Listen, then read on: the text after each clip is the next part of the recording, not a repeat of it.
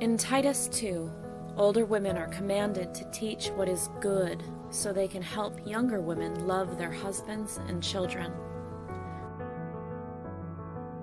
On today's show, you'll hear from older women who will share timeless, relevant biblical wisdom and personal, profound life experiences to help answer your questions and teach what God says is good so you can be the wife and mother you were created to be. Welcome to another episode of Older Women Likewise.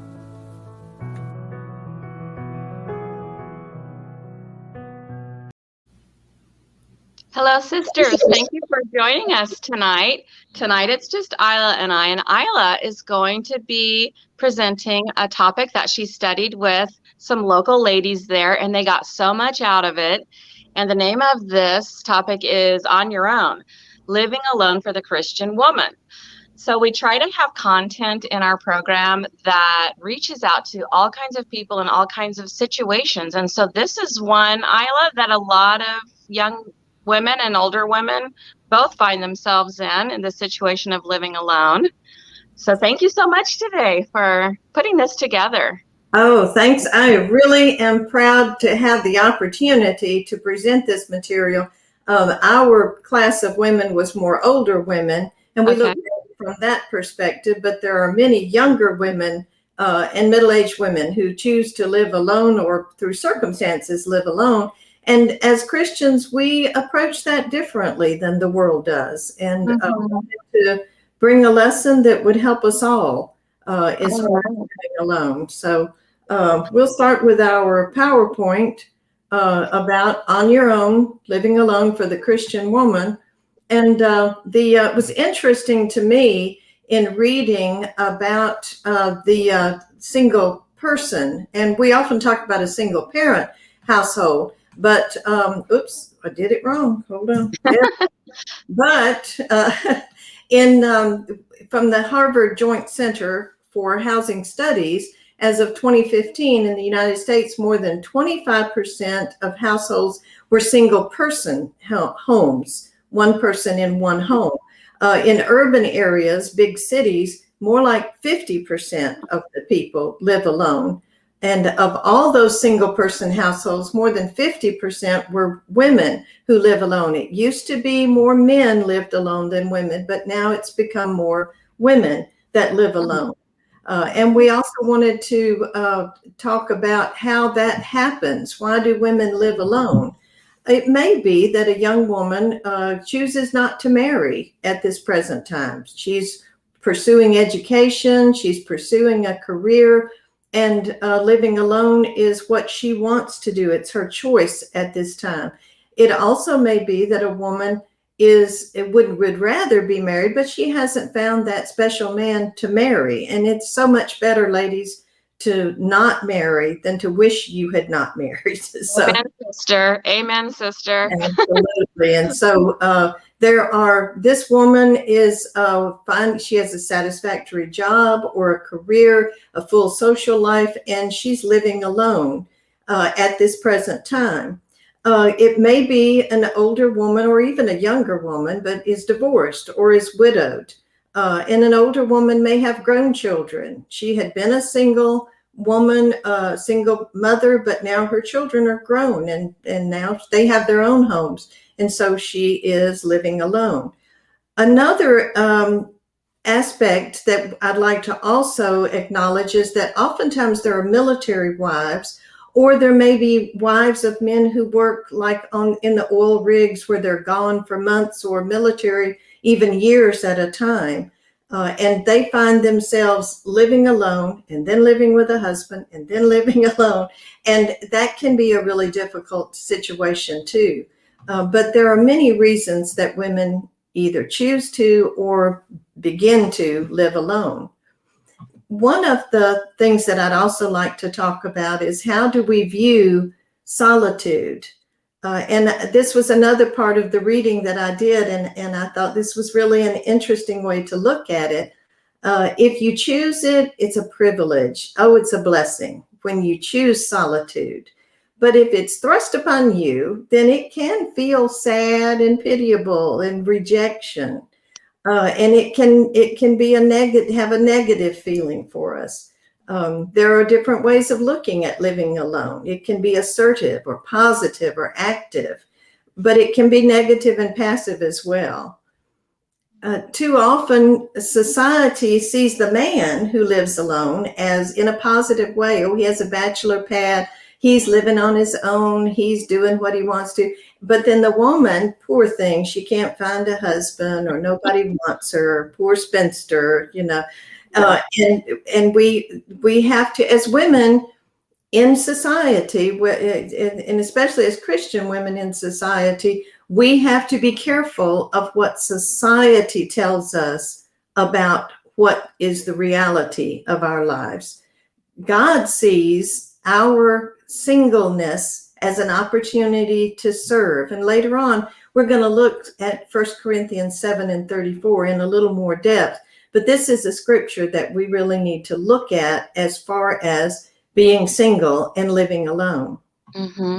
And sometimes, Isla, I think it starts out maybe with negative emotion, depending on what happened that caused you to live alone. And so we can decide, we're empowered by God to be able to, of course, experience our grief initially at some kind of loss, but then to choose a different perspective about it. And I think we'll see that later on with some quotes that you have from women who have found themselves in this position, and then get to the point like, hey, what am I supposed to be filling my life with now to the glory of God? Because sometimes that sadness is like lack of direction.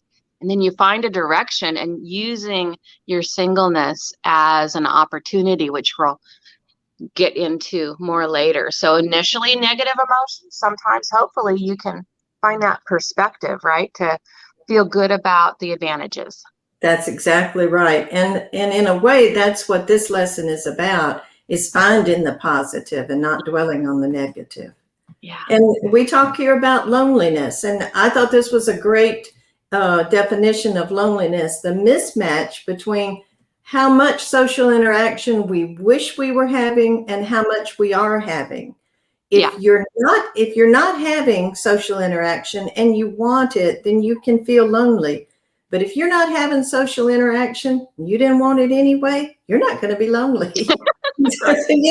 And so we can't define a person as lonely because they live alone. Yes. They may not be lonely at all. Right. And we need to be careful of our assumptions about people who live alone.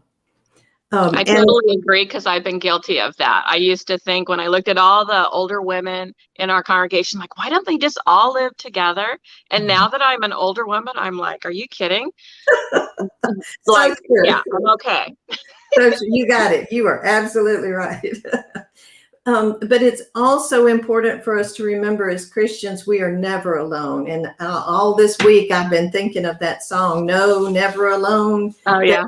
Thing. And the Christian is never alone. God is always with us. Romans 8 and verse 38 through 39, Paul says, for I'm sure that neither death nor life, nor angels, nor rulers, nor things present, nor things to come, nor powers, nor height, nor depth, nor everything else in all creation will be able to separate us from the love of God in Christ Jesus our Lord.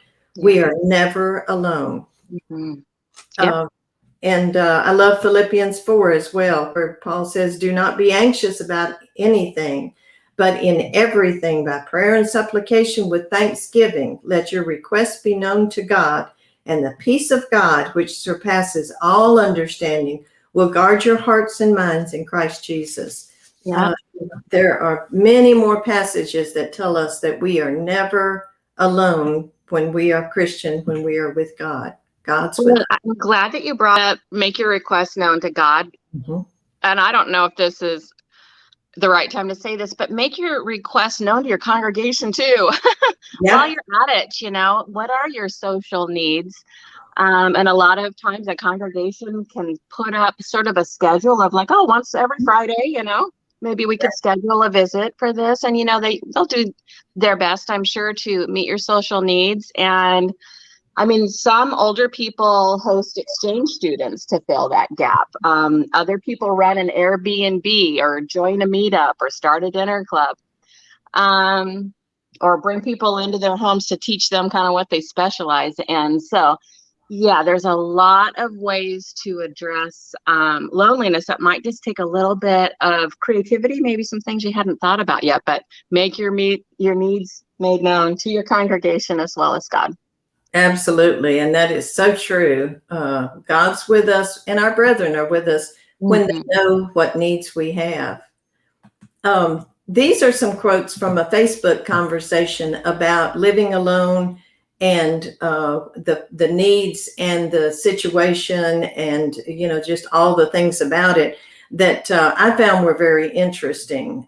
There was a single Christian woman in her 30s who wrote, "I feel I am at a point in my life where I am content. I am hoping to use this time of contentment to focus on my faith." And that is so exactly the way Corinthians tells us to do, is to focus on your faith, focus on not only the things you believe, but the application of them. Another single woman wrote, "My salvation does not depend on my getting married. I had to stop living as if it did," in other words, searching for a husband, "and use the freedom that comes with being single for his work." And a woman who married later in life, I think in her 50s or 60s, she wrote, "All the looking and dating led to unhappiness, but prayer and trusting in God's providence, plus getting busy with wholesome work and service to him, was joyful." These, I thought, were great examples of women who are using that time, whether it's all their lives or all their adult lives or part of it, of living alone, and to go to God's service, so that they could do more in God's service than what they might be able to do otherwise. I love their example. I love what they wrote. It just shows in life what it looks like to have learned to be content in every circumstance, and using that contentment and that just the wisdom of accepting what we cannot change. Mm-hmm. Because if you think about it, if we wrangle with our negative emotions about things that are entirely out of our control, or we've done what we could, but things aren't changing, and so it's out of our control. It's really the things that are out of our control are God's business. They're like none of our business, and so we kind of waste our life and we're missing out on so much joy if we don't learn to have contentment, like these very wise women that you've quoted have learned. So yeah, so true, so very true. And he brings us to 1 Corinthians 7:34 that says, "And the unmarried or betrothed woman is anxious about the things of the Lord, how to be holy in body and spirit. But the married woman is anxious about worldly things, how to please her husband." And that's what it should be. When we marry, that should be our focus, is pleasing our husband and taking care of the home and taking care of our children and so forth. But when you're unmarried, when you're living alone, then you can be anxious about the things of God. We have a single woman has a wonderful opportunity to serve God with a full and happy heart. Definitely. I have a friend, Connie Dreger, who is such a good example of this. She's very introverted, but she decided when she looked at her extroverted sisters, blood relative sisters, she was going to be extroverted. And she just kind of made this decision where, even though it didn't come natural to her, she now bounces around like a little butterfly and just floats around, and she's babysitting for couples that really need a break, or she's having slumber parties with the young girls, or she's helping with people with kids. So she'll go to their house and help. She's just like going around the congregation constantly, just being such a joy and such a gift to everyone around her. Super, super social life that she just chose, hey, this is better for me and it's better for my congregation. So I love that when a single woman just goes for it, you know? That is so true, and such a good example of what Paul is talking about here is for us to be, as single women living alone, to be of service to God. Yeah.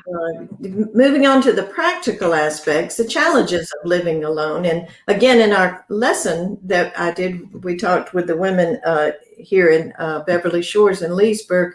We talked about some of their challenges, those who lived alone. And personal safety and security was definitely at the top of the list because women of any age are often at greater risk for crime than men are, just the way it is. We need to, before you choose a place to live, look at the community's crime rate. Make sure that you're living in as safe a place as you can. The safety of the building, and make sure that you can, doors that lock and fire safety and so forth.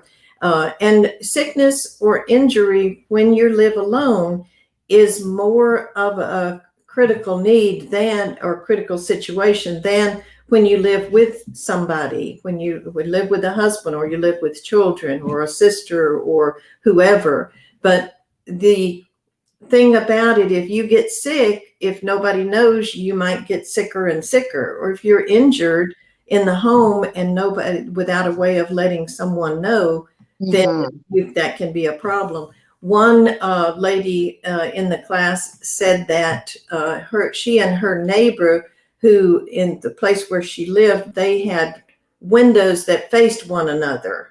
And she said what her neighbor would do is she had like a pink note card. And in the morning when she got up, she'd stick that note card in the window. And then so that our sister would know that the lady was up. And when our sister got up, she'd put the card in her window. And then they'd know each other. If they didn't see the card in the window, then they knew to visit and to go see, So I thought that was a wonderful way. It's not obtrusive. It's not, right. It's not getting all in your business kind of thing. But it just sort of quietly lets the other person know that, you're up. My mother and her sister lived next to one another, and they'd open their bedroom curtain windows, and that's how they would know. But whatever, a lot of times that really helps with your feeling of security to have another person that you communicate with daily that knows that you're sick. Now, the Christian who is regular in their communication and attendance with other Christians, they'll be missed pretty quickly. Haven't we heard stories about people who don't get to Bible class Wednesday night and Thursday morning, somebody's seeing about them, and had a need. So, but again, safety and security for the single woman, regardless of the age, can be an issue, something to address. Yep. It also costs you a little more to live by yourself. And that needs to be, you have to budget that. If you have a housemate, you share expenses. But again, it may well be worth it to you for whatever reason. You have the complete responsibility for the home. Even if it's an apartment that you're renting, you still have a certain amount of decorating. Moving furniture can be an issue, slide, don't lift, that sort of thing. And then if you have your own home maintenance, it can be an issue for you. And hiring somebody to come in goes in there with the security thing. So it just is all of the challenges that a person living alone has. But there are so many benefits for living alone. The freedom to do what you want to do. And the list just goes on. Boy, when we started, we were just really making that list. Do what you want to, when you want to. And if you want a bowl of cereal at midnight, that's fine. You can decorate, you can organize just like you like it. If you want to have a table and put something, it's going to stay there till you move it, So, right. And the noise level, if noise bothers you, you don't have to have any unnecessary noise. Oh, we got into turn on the television, this one and this one, we were having a good time there. So if you're really interested in something, whether it's bird watching or knitting, you can follow that interest, whatever that passion is that you have, without having to say, oh, wait, I have to stop. I can't do this now. I have to stop and do this for another person. Just, stay up all night long if you want to. Entertain the friends that you like, not that the other person likes, and do things the way you want to do them. So there's a lot of freedom with living alone. I'm sure all of us can think of other things that we'd say, oh, if I lived alone, but also, and the most important freedom is the freedom to serve God unreservedly. If you are, you have a Bible subject that you're really interested in, that you're really studying, either for yourself, application for yourself or for somebody else, you can study that again all night long if you want to. You don't have to put it away so somebody else can do something. You can just do that as much as you want to. You can spend your money without having to feel like, oh, I'm taken away from the other person, because you're not. It's your money. If you spend every penny you have, you're the only one that it makes a difference to. And the same with your time, all your energy. You can serve God without any reservation of what about the other person. It's a great list for if you're just adjusting to the concept of living alone and you're trying to find the joy in that and the advantages. This is very useful. I'm glad your ladies put this list together, because sometimes we can think of 2 or 3 of them like, oh yeah, that too, and that too. So yeah, handy little benefits list. Absolutely. Yeah, we had a good time doing this. But sometimes, and we talked about more like if it's your choice to live alone, here are the things, but sometimes it's not your choice. It's forced upon you, either through death or desertion. And the next one's like, I don't know, are you deserted? Children of a single mother grow up and leave home. And some women feel deserted, and they feel just really hurt, just crushed. And others are so like, whew, okay. Right. But I always tell people, why are you feeding them if you don't want them to grow up? Yes, this is a good thing. Maturity. The scriptures have good things to say about maturity. Yes. So this is a good thing. And again, like you had said earlier, Cindy, it's your perspective. It's your reaction to the thing that has happened. If your children grow up and leave home, you can choose to be, dejected and I'm all alone, poor me. Or you can say, this is what I've been working for all the time they've been born. How wonderful. This is great. You can choose your reaction to it.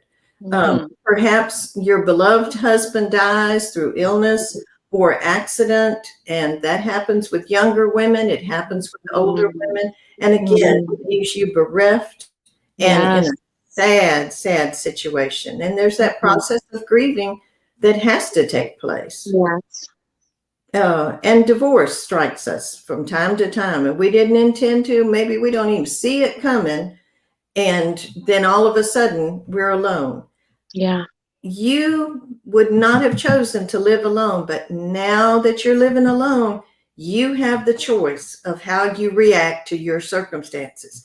I used to tell my students from 5th grade, because they could understand it better, 100% of the time you do what you want to do. Yes.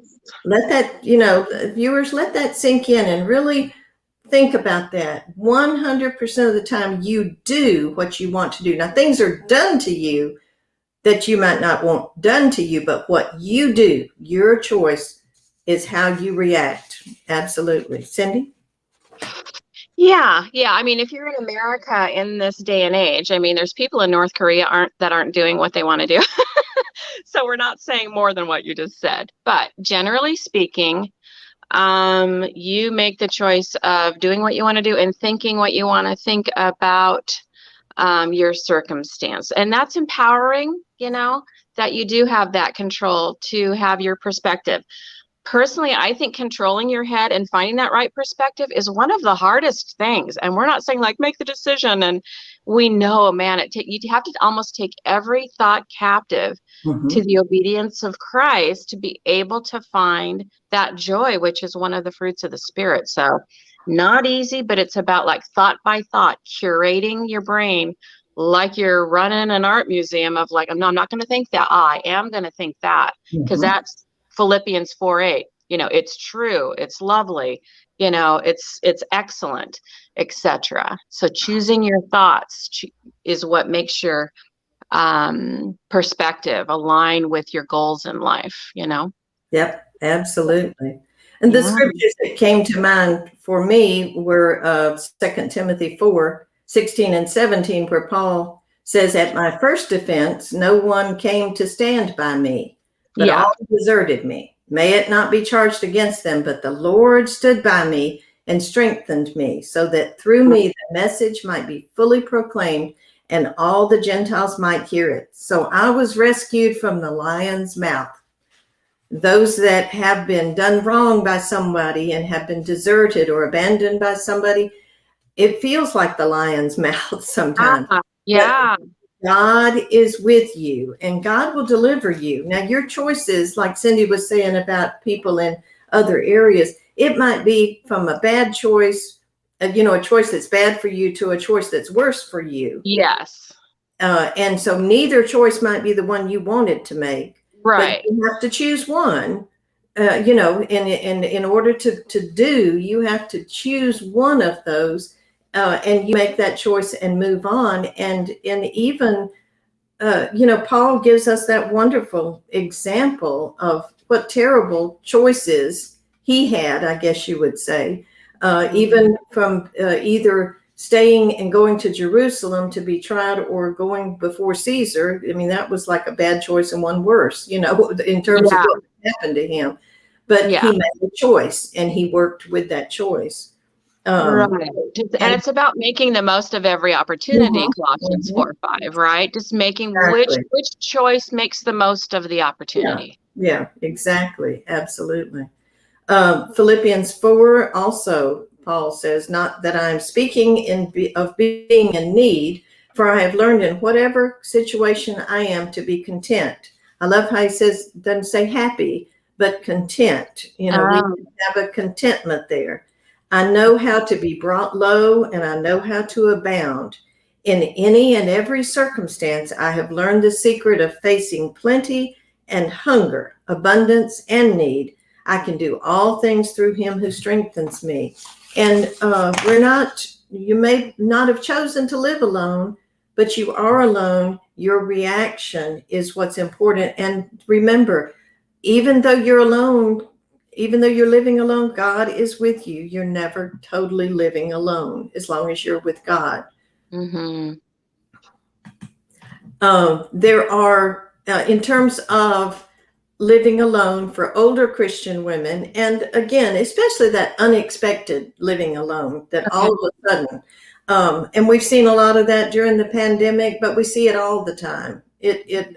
Death comes to all of us at one time or another. But for older Christian women, there's that difficulty of household chores. The older we get, the less able we are to do the kind of chores that need to be done. Financial insecurity can come for the older woman. Social isolation is a real issue in living alone for older people, more so than for younger people. Usually younger people are working, they go out, but the older person, retired, not working, might find themselves socially isolated. Depression and anxiety can also come from that. And nutritional needs can be a real issue. If you're not going out, if you're not able to get out, you might not be eating as well as you should. That bowl of cereal at midnight become a bowl of cereal constantly, and just cereal's not good enough, So proper medical care can be an issue, not because you can't afford it, but because you can't get to it. And it's sad to say, but sometimes the medical profession is not as they don't listen as well to older people. Well, it's your age, so that makes it hard sometimes. Elder abuse can be a problem.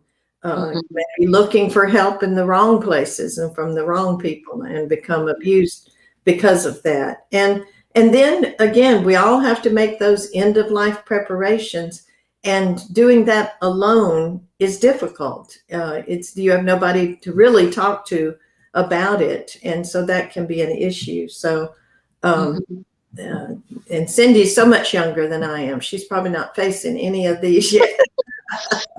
Well, the list is really reminding me of my work when I volunteered for 2 police departments for 7 years. And often these would be the kinds of situations that we would walk into, and, I'd be called out for either a victim crime or domestic violence crime. And a lot of these needs, a lot of these things on this list would be a part of what we'd be called out to. And I was just pondering it and thinking, again, communicate your needs to your congregation. A lot of times I see the elderly will often be like, oh, I don't want to be that much trouble. Everyone's busy. It's not that big a deal. They want you to call them. Like they're wanting to teach their children how to be others oriented, and you are that opportunity. So make that phone call. Another thing that I've seen from time to time is older people that have a huge savings account, but they're like, I don't want to tap into that to have pay someone to come in and clean, or to have, a lot of takeout food like delivered to me with Uber Eats or whatever, or I just want to save all that for my children. I mean, if you have the funds to address a lot of your needs, your children would probably even tell you, get the help that, hire it out. That's, we don't have to inherit every single, dollar that's in your savings account. Take care of yourself. We love you more than your money. So absolutely spend what you need to spend to have your needs met. And, in some situations, the congregation could help you find someone trustworthy, because a lot of people are guarded. Like, I don't know if I want someone in my house. Like, what are they really doing? I mean, that's legit. So, there may be a Christian who needs some financial help that would be like, this really helps me pay my bills to come in and help take care of some of your physical needs. Oh, yeah. I guess I would also just mention in passing to 211.org. If you have, let me say this first. Sometimes the congregation's meeting some of your needs, but it's okay to get help both in and outside the congregation. Sometimes the congregation cannot meet all your needs. So I would just invite folks to discover 211.org for community resources around financial assistance, mental health help, even food, basically anything. If you just call 211, they kind of help you find who you're looking for to get the help that you need. So that's another resource for folks in these kinds of situations that you have on your list here. Right. Very good. And what I do all this reading on things. Another thing I read, and it made perfect sense, there's the asker and the provider in a case like this. A person has a need and they ask. When the person asks, the person with the need asks, they are thinking of the burden that they're placing on the other person. Right. Oh, they're going to have to go to the store. They're going to have to buy these things for me. They're going to have to bring them to me. And, I just hate to put that burden on them. But what's interesting is the provider, the person that you ask, rarely, and especially if they're Christians, rarely do they think, oh, this is going to be so much trouble I'm going to have. What they're thinking is, oh, this is great. I can serve. This will be wonderful. I can go and I can get this, and then I can take it to them. We can have a little visit. Oh, I'll feel so good doing this. They'll be so happy that I do. That's what that person's thinking of. Mm-hmm. And agreed. But we think they're thinking of the burden. Oh no, another time. And so, and we don't ask, and that's what we really need to do, is to ask for the help that we need, and that's another good point here that and our last point we wanted to make was, every Christian living alone doesn't need or desire help. If they just don't, they're good. They're on their own. They're fine. In fact, they're the ones who are giving the help. Right. Yeah. And so again, like we said about being alone doesn't mean that they're lonely. And so we need to ask. We need to say, how are things going for you? I know you live alone. Are there any issues that I can help you with?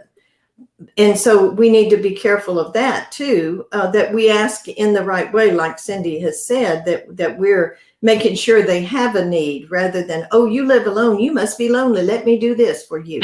Right. But if you need help, you need to ask for assistance. And Cindy has given you some great resources for you to ask for community assistance, and certainly that of your brethren. They want to help you. The Bible tells us of the blessing that we get from helping. But if nobody asks, we can't help. We're missing out on that blessing. And so please be sure to help. What I would also like is for our viewers, whenever you view this program, please add your comments. We've made some suggestions of what a person can do to help, what a person can do to find help, that what you might need, what somebody else might could help you with.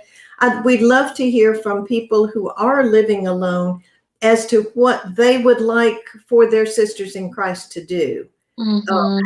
How would you like to be helped? What do you think would help you? Quite often, we just don't have any idea of that.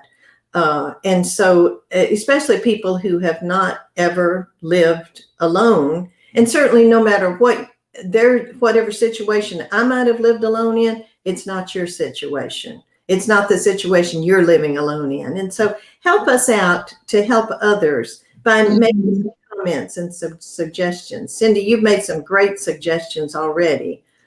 Well, I guess just one little loose end that I'd like to toss in before we say goodbye is to be really specific about for how long or how often do you want that help? Because sometimes a sister may say, yes, I could use some help. And she gets help and then she's like, do I have to ask every single time? Well, if you could be real specific about for how long do would you like an ongoing thing as far, would you like every Friday for the rest of your life? Okay. Like how often do you, be real specific? And so sometimes it can be just a little miscommunication like that. Right. Absolutely. So that's all I have for this evening, Cindy. Good job. I really enjoyed it. And I think that's, like you said, so many people in this situation. And I feel like there's some really practical things that you brought forth today. So thank you so much for that. What do we talk about next week, Isla? Janisha Jeffries is going to be with us, and we're going to be talking about parenting. And we each have a different perspective. And it'll be interesting to talk with her and to see her perspective as she's raising her young children. Yeah. You've raised yours, and mine have almost raised theirs. And so, I have grandchildren. So it'll be great fun for us to get together. Oh, and Janisha's a lovely, lovely Christian woman. So I think everybody will be glad to meet her. Yes, excited about that one. All right. Well, don't forget Tuesday night, Answering Religious Error at 8:00, and Wednesdays, Question and Answer. Be sure that you are tuning in because these are some great programs as well. All right. Well, thank you so much for this, Isla. Thank you, Cindy. It's been a joy. So, all right. Good night.